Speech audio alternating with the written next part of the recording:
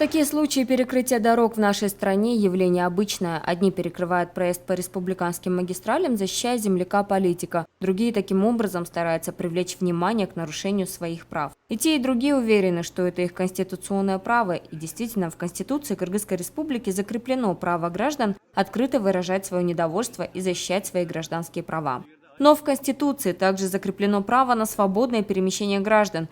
Так, где заканчиваются права тех, кто, перекрывая дороги, открыто высказывает свое недовольство, и начинаются права тех, кто пострадал от этого перекрытия? Считать убытки бизнеса из-за перекрытых дорог – дело пустое, так как к тем, кто перекрывает дороги, применяется лишь административное наказание в виде штрафов. Ущерб же предпринимателям не возмещают ни организаторы подобных акций, ни власти, которые не способны защитить права граждан.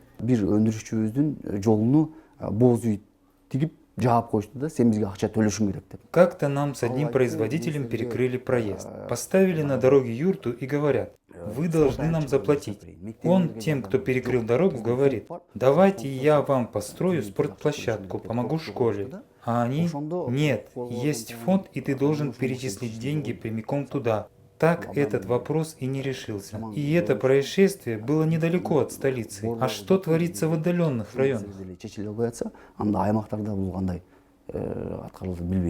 Экономические и социальные последствия таких правовых конфликтов весьма серьезны. Но утверждать, что люди выходят на митинги и перекрывают дороги лишь чтобы защитить свои узкие политические интересы, тоже неверно.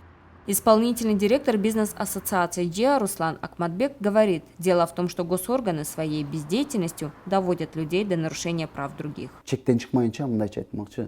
И ведь положение не улучшится. Они это прекрасно понимают. Вначале они задевают уязвимые места правительства, нарушают закон. Потом случается какая-нибудь история, и только потом они подают голос. Вот еще один пример. В последнее время между сотрудниками ДПС и водителями развязалась настоящая информационная война. Первые снимают пьяных автомобилистов, нарушающих ПДД, вторые размещают в интернете видео, где блюстители дорожного порядка вымогают взятки. Обе стороны заявляют лишь о своих правах, при этом никто не вспоминает о правах других и о своей ответственности. Вообще, культура участников дорожного движения – явный показатель уровня правовой культуры в стране, говорит эксперт Ширадил Бактыгулов. А здесь сложился, скажем так, уникальный в кавычках стиль вождения. Да? То есть, когда каждый считает себя правым и, скажем так, преобладают такие эгоцентрические настроения. То есть никто друг другу дорогу не уступает, подрезают и так далее, да? Несмотря ни на возраст, ни на что. То есть это обычно хамство на дорогах. Это одно, но с другой стороны это и есть как раз показатель уровня правовой культуры наших собственных граждан. Последнее исследование Национального института стратегических исследований показало очень низкий уровень правовой культуры кыргызстанцев. Многие граждане лишь знают свои права и, отстаивая их, могут нарушить права других людей и интересы общества. И мало кто задумывается о том, что есть не только права, но и ответственность. В комплексе неуважение к правам человека, оно привело к тому, что у нас дважды уже совершались революции. И все это, конечно же, также являлось следствием того, что было неуважение к закону как со стороны государственной власти, так и самого общества. В обществе, где не работают законы, трудно говорить о каком-либо развитии. Бизнес не уверен в завтрашнем дне, в том, что никто не покусится на его собственность. А эту уверенность должны обеспечивать власти. Я некоторое время работал в супермаркете. Был у нас случай, когда рядовой сотрудник нашего маркета украл кое-что из имущества магазина. Мы задержали его, и, разговаривая, я спросил: «Зачем ты это делаешь?» Он сказал удивительную вещь, которую я до сих пор не могу понять. Акаев же тоже ворует. С головы нужно начинать.